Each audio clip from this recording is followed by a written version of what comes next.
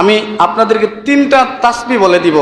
এই 3টা তাসবিহ যদি আপনি ঈমান সহকারে পড়তে পারেন, আপনি মরলেই জান্নাতি হয়ে যাবেন। সুবহানাল্লাহ। 3টা তাসবিহ যদি আপনি ঈমান সহকারে প্রত্যেকদিন পড়তে পারেন, তাহলে আপনি আপনার আমল সামান্য থাকুক, আপনার ঈমান ঠিক, এই আমল আপনি খুলুসিয়তের সহিত ইয়াকিন নিয়ে পড়েছেন, এর বিনিময়ে আপনি মৃত্যুবরণ করার পরে আল্লাহ আপনাকে জান্নাত দিয়ে দিবেন। সুবহানাল্লাহ। এই 3টা তাসবিহ আমি এখন আপনাদের সামনে পড়ব।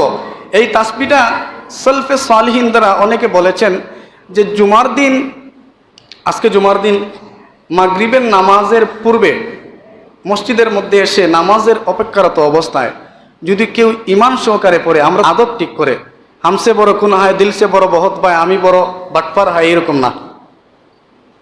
ঈমান আমল সহকারে এই 3টা তাসবিহ পড়েন, ইনশাআল্লাহ আপনি মৃত্যুবরণ করার আগেই আপনি স্বপ্নে দেখবেন যে আল্লাহ আপনার উপর খুশি। সুবহানাল্লাহ। সলফে সালিহিন বলছেন, ওলি আল্লাহরা বলছেন, এই 3টা তাসবিহ আপনাদেরকে বলছি, মাগরিবের নামাজের পূর্বে আপনি পড়বেন আল্লাহু আকবার কাবীরা। আপনারা বলেন আল্লাহু আকবার কাবীরা। 1 নম্বর আল্লাহু আকবার কাবীরা, ওয়ালহামদুলিল্লাহি কাসীরা, ওয়ালহামদুলিল্লাহি কাসীরা, ওয়াসাব্বিহু বুকরাতান ওয়া আসীলা। সুবহানাল্লাহ। এই 3টা তাসবিহ যদি আপনি ঈমান সহকারে পড়েন, আমার নবী কামলিওয়ালা বলেছেন, উম্মত রে উম্মত, আমি মসজিদের মিম্বরের মধ্যে বসে বলে গেলাম, আমার আল্লাহ তোর মৃত্যু হলে তোকে বেহেশতের মধ্যে দিয়ে দিবেন। সুবহানাল্লাহ। শর্ত 3টা, ঈমান থাকতে হবে।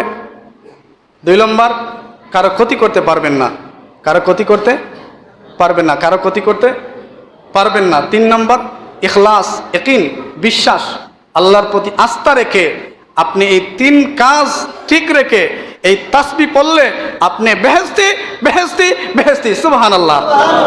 এখন এই 3 কাজ ছাড়া যদি আপনি কিয়ামত পর্যন্ত ফাটাইলেন, কাম হবে? এই 3 কাজ খেয়াল করবেন, এই 3 কাজ খেয়াল করে পড়বেন, ইনশাআল্লাহ আপনার সব কিছু আল্লাহ কবুল করবেন। যে মানুষ